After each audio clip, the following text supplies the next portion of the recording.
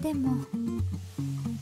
も人間様の中ってやつはそんな簡単じゃないし、そんな優しくないし、私だって意地あるし、殴りたい殴れなかった真実はそこにある、口出ししないで。 Anime sucks, is what my mom tells me every day, and then I'm wasting my time. Let's just go.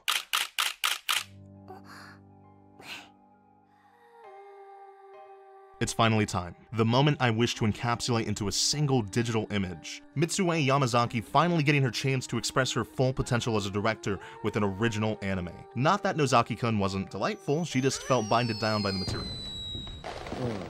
単純に面白いって言われるような作品だけを作りたいわけじゃないんでね、もちろん価値だって言われるのかもしれないんだけど、面白さの価値そのものも突き詰めたいと思ってるんでね。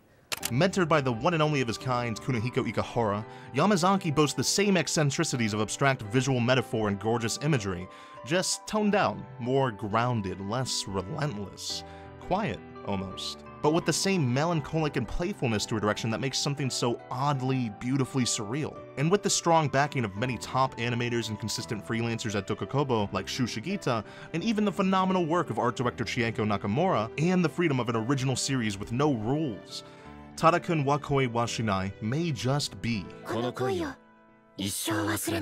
unforgettable. I know I've let you down. I've been a fool to myself. I thought that I could live for no one else. But now, through all the— Wait, I can still jerk off to this. Now, you probably don't know this about me, but I was born in 347 BC. And you may not believe it, but I knew Jesus and what BC means before Christ? Oh, anyway, my name is actually shortened from Glen.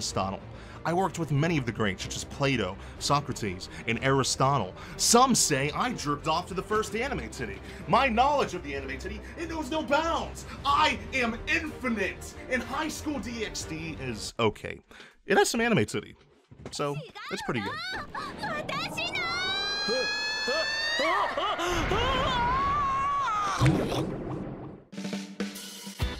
The simmering indolence and careful elocution, something hides just in plain sight of this sequel, a sufferance for violence. You know, it's hard to dissuade myself from 2014 that there's more than that inclination, that there is something to the violence. The original Tokyo Ghoul never really reached me in that regard. It was indulging in the violence of its bloody conflict about humanity without displaying a conscience. A conscience that spotlights its critiques of racism, classism. A spotlight that divulges exactly what it wants to say instead of flimsily constructing it upon a foundation of glass statements that the characters never return to. But occasionally, there's a glimmer, and in hopes of finding that glimmer, I continue, I tread on, I read the next chapter, I will pick up the anime, I will read and watch Tokyo Ghoul Re, even if the previous iterations show that Shuji Mikasano shouldn't be trusted with the continued adaptations, but yeah, so whatever.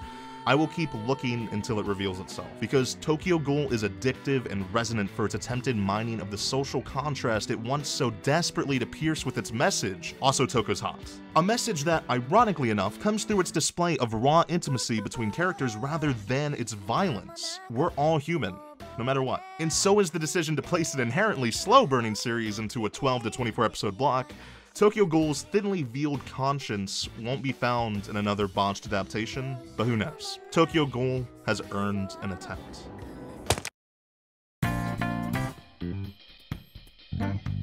Okay, now I know every other Persona adaptation has been disappointingly mediocre, but hear me out.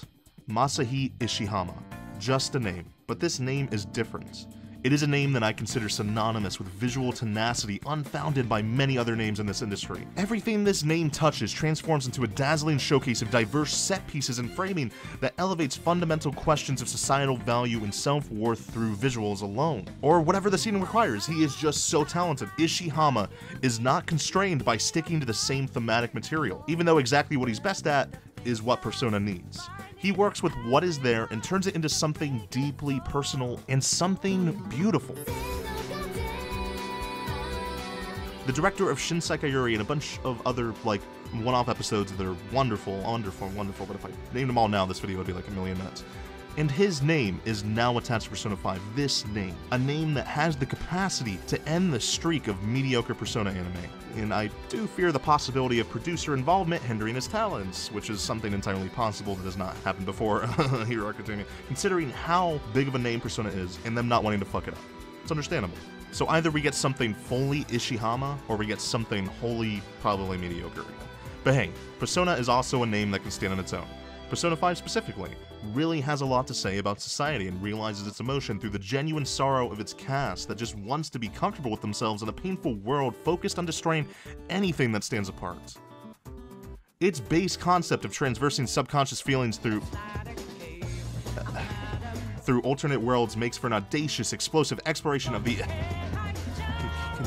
the increasingly complex dynamic between free expression and I want to fuck Kawakami-sensei, okay? Okay?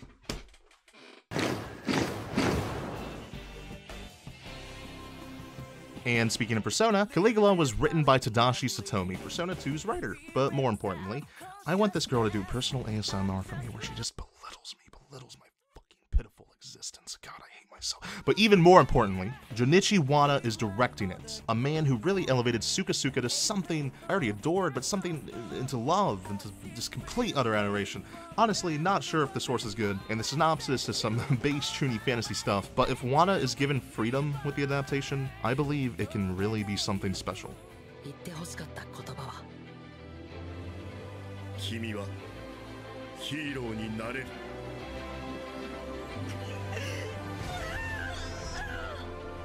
Okay, like most battle shonen actually worth their salt, Hero Academia isn't inherently about punching things, despite, well, Deku punching things. It's not all about overwhelming issues with power, but by humanizing those villains or problems through the fundamental lessons of the series, very repeatable lessons, being the best you, realizing there's no shortcuts to adulthood, and that relying on others is alright. All pretty universal stuff. But the difference with Hero Academia is that the series doesn't play these character moments as a feat of strength, but as personal realization, and that's the heart of it all. Also, Bakugo is a good boy, you shut your fucking mouth! Also, this third season is adapting some of my favorite material like the Forest arc and Bakugo being a good boy, but there is a key word in that sentence. Adapt.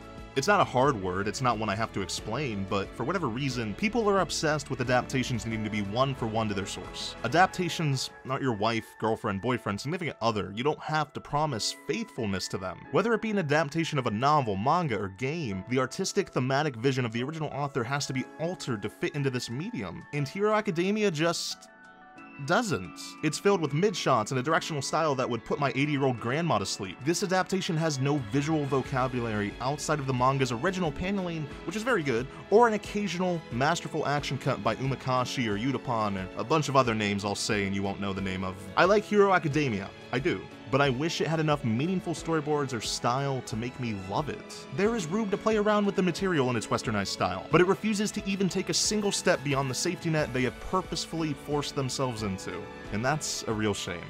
Bakugo is still good though.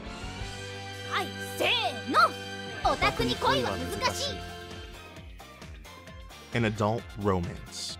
What the fuck, I can't jerk off. I won't speak for anyone else, but as a once shitty middle schooler to a once shitty high schooler to a now shitty adult, sort of, I find Wotaku Nikoi wa Muzakashi powerfully nostalgic. Despite being 5 years younger than the two main characters, I've always been alone. But especially recently in this short period in this stupid world I've found something so important. A person, people to share my passion with. Anime, games, 2D Japanese porn, something meaningful. And Wotokoi emphasizes that through a moody, highly relatable love. Both 26 years old, and both still looking for more than they're doing now, Narumi and Hirotanka find their passions of games, anime, and hot 2D characters culminating into something meaningful. Love. Which I'll never have, but hey, I can self-insert into my Japanese animes. Clap. I'm done standing here with a bunch of idiots. Fuck you all. Good luck, superstars. Fucking useless.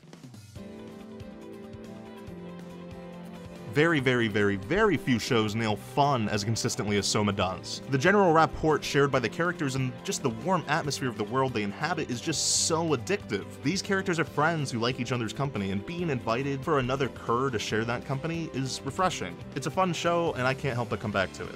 But the material it's adapting also has the antagonist that kind of diametrically opposes this very notion. No spontaneity, certainly no fun. Adhere to the administration's needlessly strict guidelines or else find yourself buried in a shallow grave. Okay, maybe that's a bit dramatic, but the ruthless Azami will stop at nothing to see his perfect culinary world implemented, and it threatens the atmosphere that has made Soma the pleasant experience it has largely been up to this point. And the manga so far has been bogged down by this central storyline, and now the anime is going straight into it. But luckily for us, Soma's indomitable spirit can't be withheld by nebulous tactics and scummy chefs, and even a boring adaptation.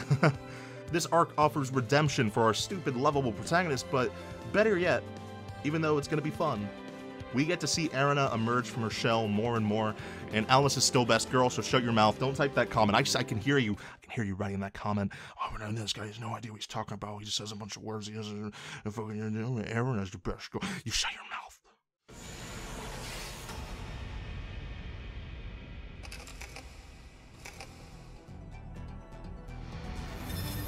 Steins Gate is a series that builds and builds and builds and builds until it reaches the point of emotional betrayal, made more complex by interlinked, worsening circumstances. The micro-conflicts that conflate into the devastating events of Steins Gate are almost mundane in a way, but they build into a riveting whole in that musky apartment building that houses the people who live the story, the journey. Its cracks and crevices reflecting the tremors that are Okabe's every selfish or selfless decision, and the impact those have on the friends he loves. There's a scathing irony to Okabe's ethos. His very core is one that doesn't allow him to stand by and let others suffer. He knows what suffering is, more than most, and he cannot bear to see it inflicted on others. He loves because he is loved, and he tries his best to give back while confronting the misery within him. But more interestingly, we also get to see the impact they have on others, an externalization that begins with the end.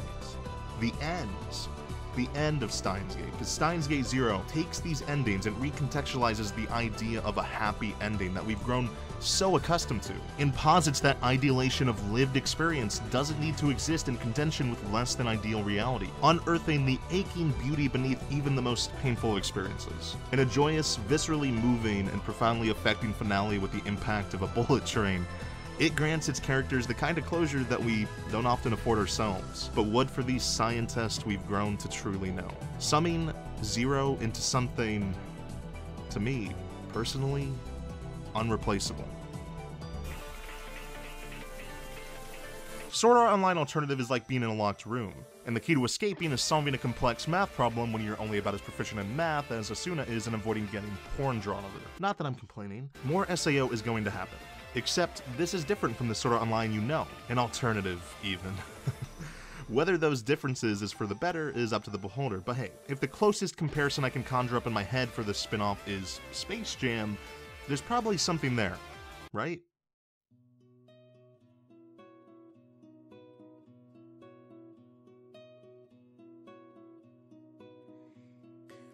Dominated by a mood so infectiously positive, Amanchu spins the tiny ideas of a short walk or natural everyday occurrence into wonderfully constructed vignettes that naturally blend the believable dialogue into the back and forth bouncing of interwoven themes that mean much more than those actual events. It does the most with the least narrative material and leans itself with the audience into its fully lived-in sense of authenticity. It is a very patient series.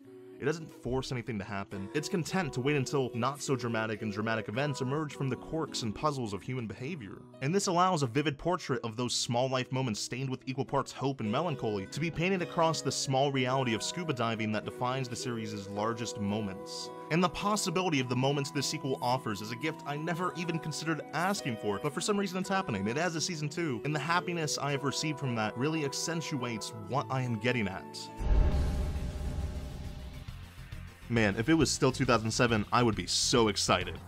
But it isn't. But Full Metal Panic is coming back, and that almost makes me feel homely, nostalgic. Hopefully it's still the tropey, fun mess I grew up with. And even if it isn't, I get to see Tessa again, which is more than enough for me.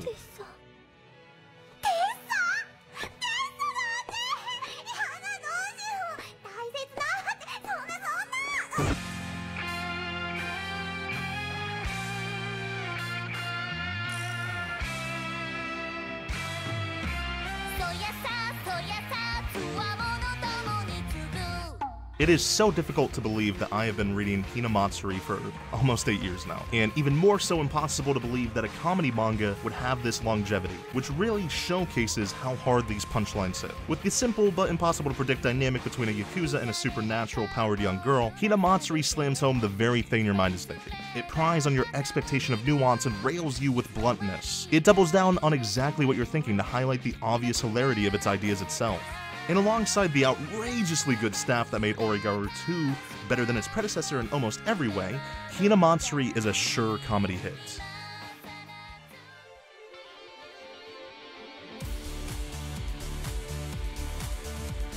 Hiding behind the veil of a serious action drama, Golden Kamuy almost tricks you into embarking on one of the most twisty-turny, campiest rides that manga has to offer. Its anime staff is very hit or miss though, which is worrying, and god, I don't feel like reading more. It's 2 AM, I just want to open X hentai already and sleep.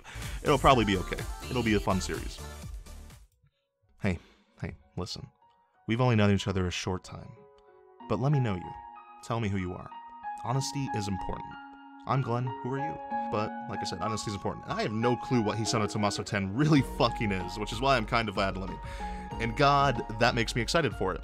It has a range of talents that I just never could have anticipated being placed next to each other on a staff list, like Maria Okada, Shoji Kawamori, and fucking Hiroshi Kobayashi directing. What? The names all come with a consistent stream of enthusiasm. The look of the series is very unique, and the premise already loads the audience with many almost discomforting but interesting questions. Fantasy wartime drama, How to Train Your Dragon, or dragon porn. Probably one of those is right, and whichever one it is, I'm ready.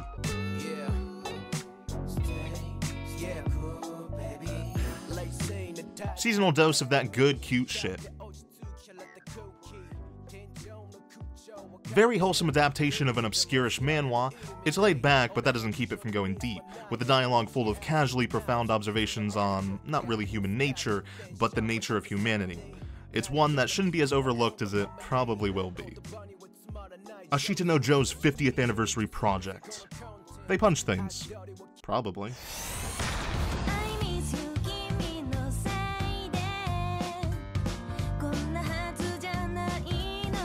Does being really eager to watch a show about horse girls make me a furry? I mean, I did want to fuck that snake.